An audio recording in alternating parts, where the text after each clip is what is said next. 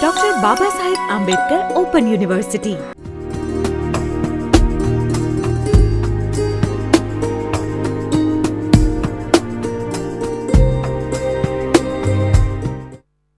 Hello friends, welcome to the world of accounting again. I am Mrs. Snehal Kotak Palan from Jamnagar, Principal Sri G. H. Gosrani Commerce and Sri D. D. Nagara BBA College. I am here today with you to discuss of Babasaheb Ambedkar Open University's certificate course, Basics of Accounting. Dear friends, accounting has its origin it's as old as the origin of money. It was invented along with the invention of money. It is ages old science. It is a branch which is developed ages ago. Its scientific invention has been developing with the development of forms of business organization. As the forms of business organization developed, accounting scope of accounting has also been getting widened. Now, today we are going to focus on rules of debit and credit. For studying the rules of debit and credit, we must have a background of accounting first, which actually you have already studied before. Let us quickly recollect what is accounting. As you know, accounting is an art of recording, classifying, analyzing, summarizing, and interpreting the business transactions in a significant manner and in monetary terms. Now, as we discussed, accounting is an art of recording, classifying, analyzing, interpreting the business transactions. Now, this has developed during these years since the olden times when accounting was invented. Since then, gradually the scope of accounting has widened. Now it is even more than this. Accounting may be even more than classifying, recording, and analyzing and interpreting the transaction. But in olden times, accounting was meant just for recording the transactions and for knowing the results of business. Now, for our purpose today, we can focus on this task, recording of business transactions. See friends, basically the most important and old age task of business or of an accountant or accounting is recording of business transaction. The first and foremost, the prime function, the most important and core function of accounting is recording of a business transaction. For our purpose today, we'll focus on this job of an accountant or accounting, recording of business transaction. So accounting is, now we narrow our discussion on this, that accounting is recording of business transactions. Now the question should arise in your mind, then what is a transaction? A transaction, as you already know, is an exchange of goods and services. Is an exchange of goods and services between two persons or two firms, provided such transaction should be capable of being measured in terms of money. This is called a financial transaction. Because why we say that it should be capable, transaction should be capable of being measured in terms of money. We say this because in accounting, we record financial transactions only. We record economic transaction in the books of accounts. So we again restrict our discussion to financial transaction, not all the transactions, right? So we'll be discussing the financial transactions which are recorded in the books of accounts. Now, let us come to the rules of debit and credit. Or maybe say, when you say that a transaction has to be recorded in the books of accounts, one more question will come in front of you, will come across you, that why should the transactions be recorded? Friends, you know that basic purpose of any businessman, basic motto of any businessman is profit maximization, to earn maximum profit, right? Now, how can he earn maximum profit? A businessman has to know how much is his profit or whether is he running in losses at the end of the day. Only if he records all the transactions, he has to note down, he has to pen down everything, how much expenses he has incurred, how much income he has gained, what all things who all are his debtors, who all are his creditors, what is his capital. Everything has to be penned down. Only then, in that case, he will be able to know at the end of an accounting period that whether he has earned some profit or he is running into losses. Once he know that this is the result of the accounting year of his business transaction, he has earned a profit, rupees so and so, then he can go for development, then he can go for maximization of profit. So what is important is to know the result of the business, and recording of transaction is important or is necessary for the purpose of knowing the results of the business. So recording of transactions is very important. Now how can we record the transaction? For recording the transactions, what do we need to know is to know the basic rules of debit and credit. Friends, rules of debit and credit are the foundation, are the core, the crux of accounting. If you want to master an art of accounting, you must be thorough at the rules of debit and credit. You must have eaten up thoroughly the rules of debit and credit. Only in that case, you will be able to master the art of accountancy. So your perception of debit and credit must be very clear. Now, there are basically 3 sets of rules of debit and credit, and they are different for different types of accounts. There are 3 types of accounts, and for each type of account, rule of debit and credit is different.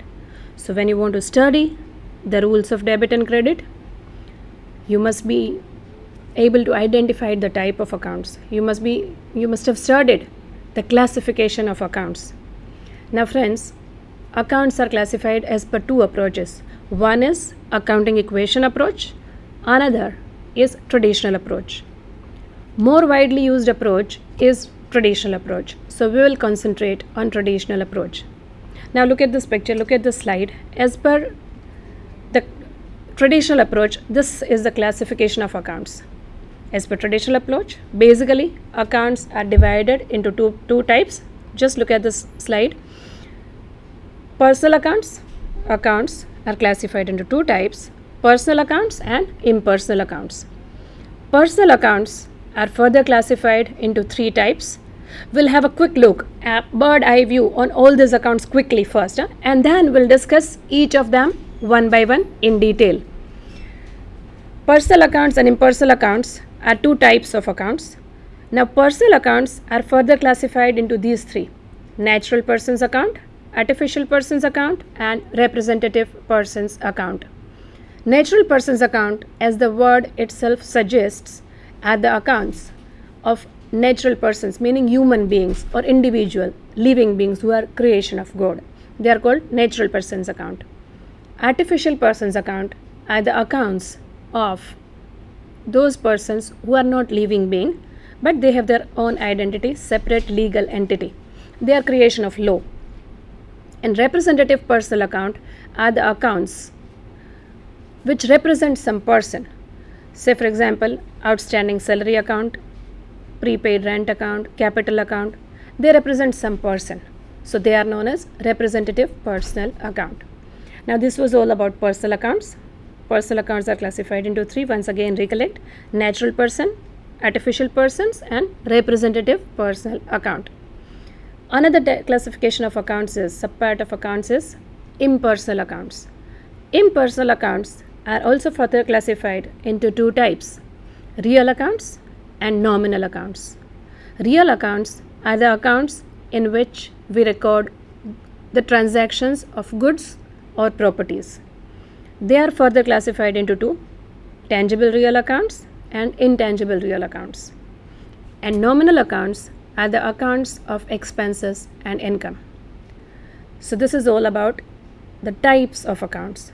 Now let us discuss all these accounts individually one by one.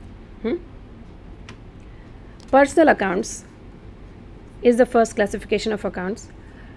Personal accounts are those accounts which records the transactions of business with that person or firm with which the business deals. It is known as personal accounts.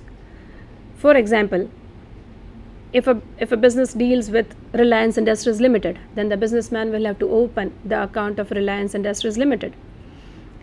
Reliance Industries Limited's account is a personal account. Friends, basically, personal account, the necessity for personal account arose because of the credit transactions.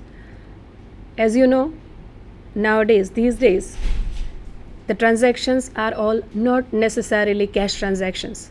The transactions are, majority of the transactions nowadays are credit transactions. Now, say for example, if I purchase the goods of rupees 5,000 from Mr. Shastri, and it is a credit transaction, I have purchased goods on credit. That means I have purchased goods from Mr. Shastri. I am not paying cash now. I am promising him, I am making a promise that I'll make a payment after 1 month. This is known as credit transaction. So I am not making any payment to Mr. Shastri. I am just purchasing goods. So today I am purchasing goods from Mr. Shastri. Tomorrow I may purchase from Mr. Gandhi. Day after tomorrow maybe from Mr. Modi. So there are n number of several transactions, credit transactions of purchase, sales or any other properties transaction on credit. Now it is not possible for a businessman to remember all these transactions, that he has to pay 5,000 after 1 month to Mr. Shastri, he has to pay 10,000 rupees after 2 months to Mr. Modi, he has to receive rupees 25,000 from Mr. Gandhi after 1.5 months. It's not possible, right? So he has to write down. He has to open the account of each individual with whom he is dealing. The businessman has to open the account of each individual with whom he enters into a business transaction, enters into a credit transaction. So personal transactions are those transactions which record the transactions. Personal account records the transactions of the business with some other person. They are called personal accounts. Now, as we discussed in that chart, look at it once again. Classification of accounts. You have already seen that personal accounts are further classified into 3: natural persons, artificial persons and representative persons account. Now, what is natural persons account then? Natural persons account are the accounts of human being, those who are creation of God, living being. Say for example, account of Mr. Gandhi, account of Mr. Ram, account of Mr. Lakshman.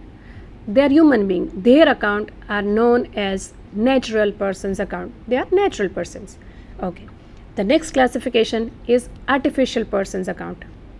Artificial persons account, as the name suggests, they are not human being. They are not living being, but they have their own separate legal identity. They are created by law. They have their legal identity. As I said, some company's account, some firm's account, some association, some club, some cooperative society, a bank, a hotel. These are all artificial persons. They have their separate legal entity, separate legal identity, but they are not human being, they are not living being. So they are known as artificial persons, but then they are personal accounts, correct? The third category is representative personal account. Representative personal account are those accounts which represent some person. Say for example, capital account or drawing account. They are representative personal accounts. Why? Because they represent the owner.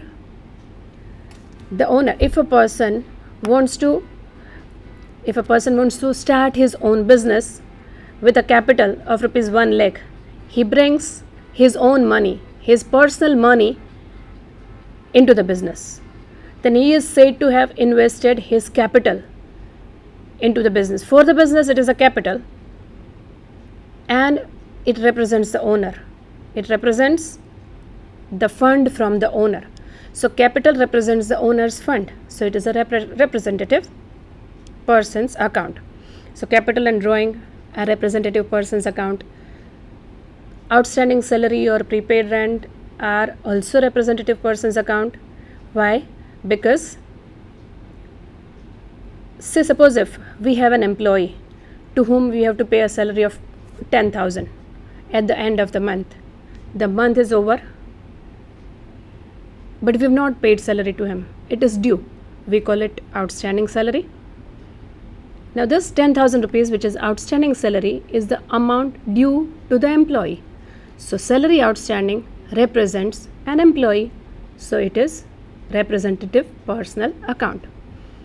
Debtors account is also an example. Debtors and creditors account is also an example of representative personal account. It is also known as group personal account because it represents the debtors. In the books of accounts, the businessman opens the accounts of all the individuals separately, all the debtors separately. And then at the end, consolidated debtors account is also prepared. This debtors account shows a sum total, the total of all the debtors balances. So it represents a group of persons. Debtors account represents a group of all the debtors. Therefore, it is known as group personal account or representative personal account. So this was all about personal accounts. Try to recollect again the chart. Dr. Baba Sahib Ambedkar Open University.